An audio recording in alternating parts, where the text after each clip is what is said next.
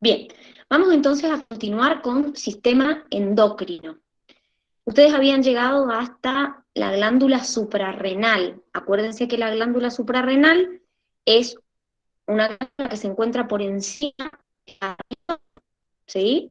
Y esa glándula tiene dos estructuras. Tiene la parte más externa, que se llama corteza, y la parte más interna, que se llama médula. Entonces, ¿qué tengo que yo saber de acá? Primero, que la corteza y la médula, por más que sean la misma glándula, están distintos. Y no solamente eso, sino que se tratan de hormonas distintas. Primero vamos a ver las hormonas que secreta la corteza y después vamos a ver las hormonas que secreta la médula. Desde ya, les conto esto, secreta es un tejido glandular y secreta que nosotros llamamos los corticoides. Glucocorticoides, sexocorticoides y mineralocorticoides. Son hormonas de tipo esteroideas. ¿Qué quiere decir que son hormonas esteroideas? Que son hormonas de tipo lipídica. Derivan de un compuesto que se llama ciclopentano perhidrofenantreno. Entonces, vamos a ver ahora los tres tipos de hormonas que secreta la corteza y después vamos a irnos a la médula suprarrenal. Tiene tres zonas que yo distingo. Una zona glomerular, una zona fascicular y la zona más profunda se llama zona reticular. Entonces, en la zona glomerular voy a secretar lo que llamo mineralocorticoides, donde el rey es la aldosterona. De la zona media voy a secretar glucocorticoides, donde el rey es el cortisol, y en la zona profunda voy a secretar los sexocorticoides. Entonces, vamos a empezar con los glucocorticoides, ¿sí? El glucocorticoide que vamos a ver es el cortisol, es el que predomina. Entonces, ese cortisol, ¿qué características tiene? Bueno, si yo les tuviera que preguntar a ustedes cuáles son las funciones principales de este cortisol, que es un glucocorticoide, ustedes tienen que primero relacionarlo con una hormona hiperglucemiante. A lo largo de esta unidad, ustedes van a ver muchas hormonas hiperglucemiantes. De hecho, ya han visto somatotrofina, que produce mi adenohipófisis, que es hiperglucemiante. Quiere decir que me sube la glucemia. Pero hay un montón de hiperglucemiantes y todas son hiperglucemiantes por distintos mecanismos. Entonces, cuando ustedes tienen que saber qué mecanismos son hiperglucemiantes. Porque ahora vamos a ver el cortisol y enseguida vamos a ver la adrenalina, y son hiperglucemiantes por distintos mecanismos. Entonces me suben la glucosa en sangre, pero de distinta manera. Entonces, por ejemplo, el cortisol eleva la glucemia por un proceso que se llama gluconeogénesis. ¿Qué significa esto? Voy a generar glucosa, un hidrato de carbono. Puede ser un lípido, puede ser una proteína. Pero además, voy a disminuir la captación de glucosa de mis células. Es decir, las células de mi cuerpo, excepto las neuronas, células del corazón, van a disminuir su captación de glucosa. Entonces, si no captan glucosa, la glucosa queda en sangre. Entonces, por estos dos mecanismos es hiperglucemiante. Además, esta hormona me suprime la respuesta inmune e inflamatoria. Les voy a contar una cosa. Esta hormona está relacionada con el estrés. Se dice que es la hormona del estrés. Entonces, nosotros liberamos pequeñísimas concentraciones, pero cuando pasamos por situaciones de estrés crónicos, liberamos cortisol de más. Entonces, cuando yo libero cortisol de más, empiezo a manifestar síntomas de tener exceso de cortisol. Entonces, no sé si algún... Y es que si te mucho te enfermas más. No sé si lo han escuchado eso. Pero la realidad es que esto está relacionado con que esta hormona que se libera básicamente de estrés, eh, lo que ocurre es que me suprime la respuesta inflamatoria e inmune. Entonces, si yo estoy estresado y libero más cortisol, lo que me va a pasar a mí es que obviamente tengo más riesgo de enfermarme. Entonces, cuando yo tengo estrés crónico, lo que hago es básicamente tener esta presente. ¿Qué quiere decir? En vez de secretarla en pequeñísimas concentraciones, empiezo a aumentar su secreción. Ahora, también esta hormona, cuando se produce en exceso, ahora vamos a ver la retroalimentación, produce lo que se llama la enfermedad de Cushing. Como les digo, esta hormona se secreta en pequeñísimas concentraciones, pero cuando yo tengo un exceso de esta hormona, empiezo a manifestar síntomas. Por ejemplo, aumenta la secreción de ácido clorhídrico del estómago, me aumenta la retención de líquidos, entonces la persona, si retiene líquidos, empieza a manifestar una hipertensión, aumenta su presión arterial, se produce lo que se llama la, que es que se redistribuye la grasa corporal en la cara y en la jiba.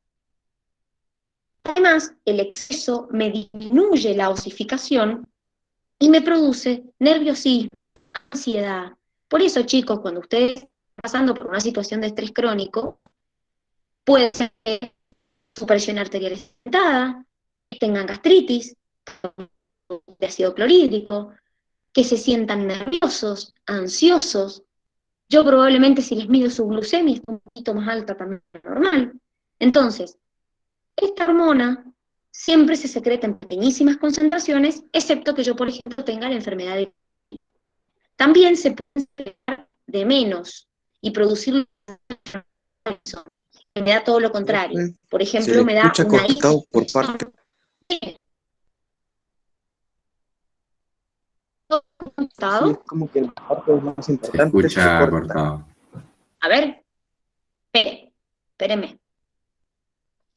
Aguántenme un minuto. Voy a probar.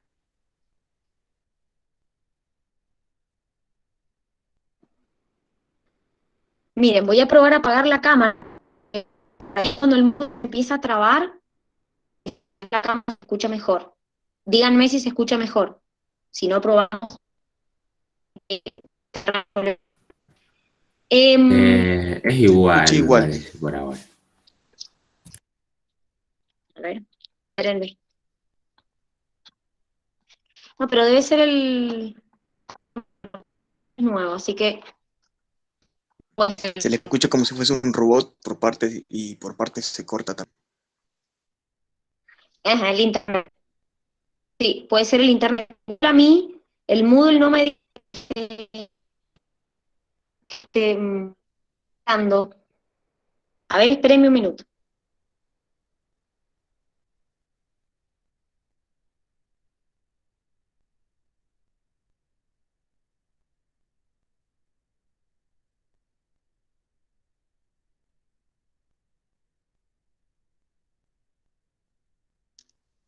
Ahí se escucha mejor.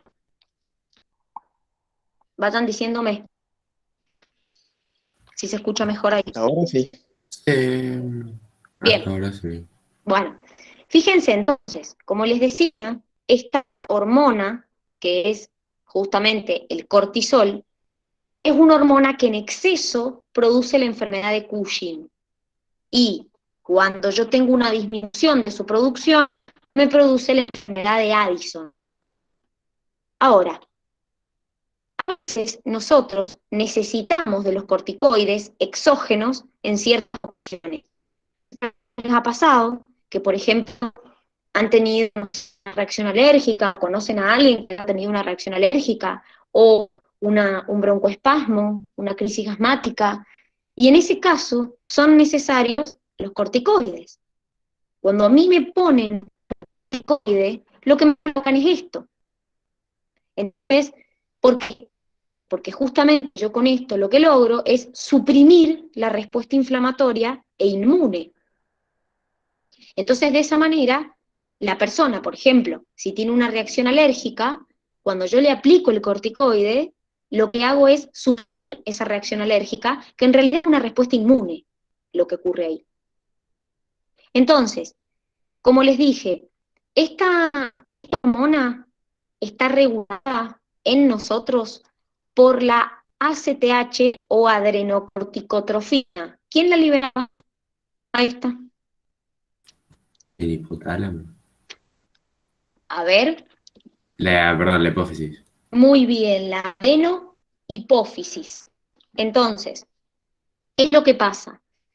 Cuando ustedes ven el recorrido, diríamos, si tuviéramos que hacer como una guía de lo que es, cómo es la estimulación para que la corteza suprarrenal libere cortisol, nosotros podríamos decir que ese recorrido es el siguiente. El hipotálamo libera los factores liberadores. Vimos un montón de factores liberadores. Por ejemplo, cuando vieron la tiroides, también vieron factores liberadores. De los factores liberadores que ustedes vieron, existía el CRH.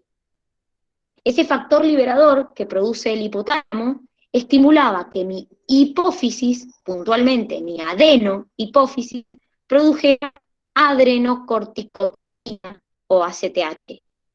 Y esta, la corteza suprarrenal, libere cortisol. Entonces, ¿qué pasa?